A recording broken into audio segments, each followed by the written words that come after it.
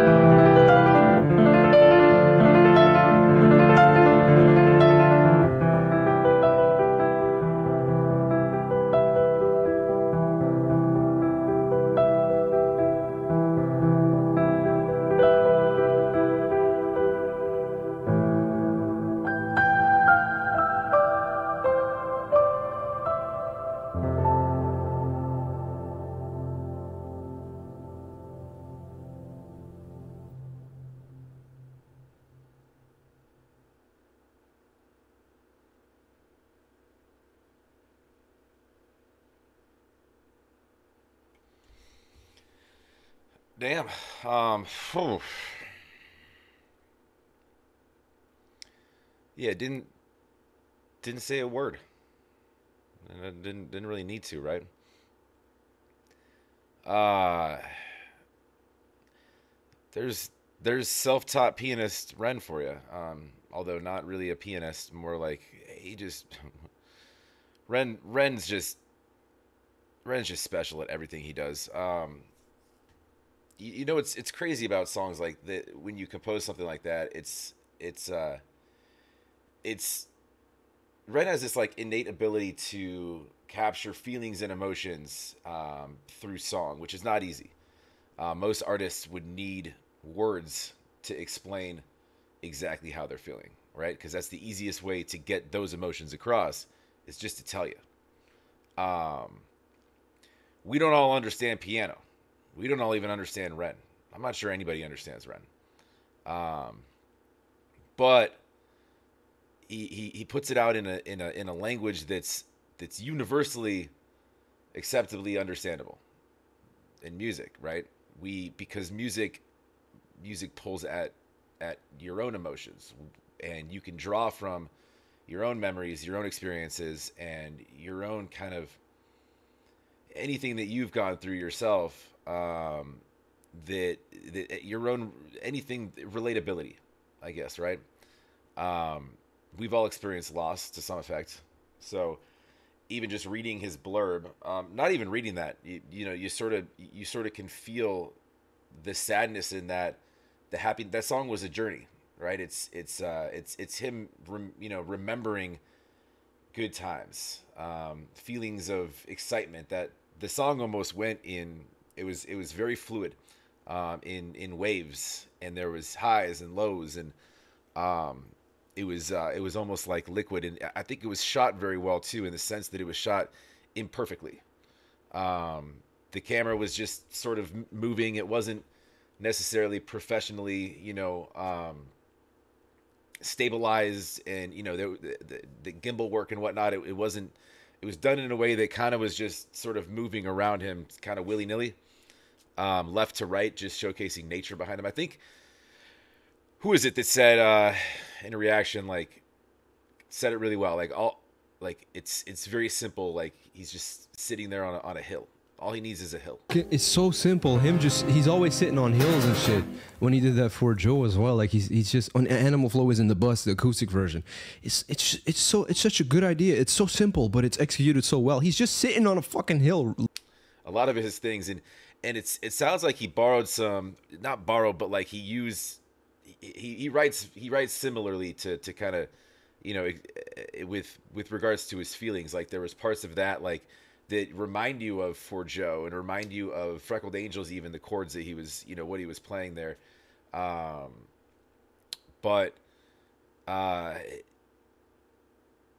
it's really amazing. What a great piece. His talent knows, you know, knows no finish line. He's I mean he's self-taught for the most part with everything he does. So it's just, you know, give him a room and an instrument, and he's gonna give you he's gonna translate something into something, right? And he's gonna make you feel something.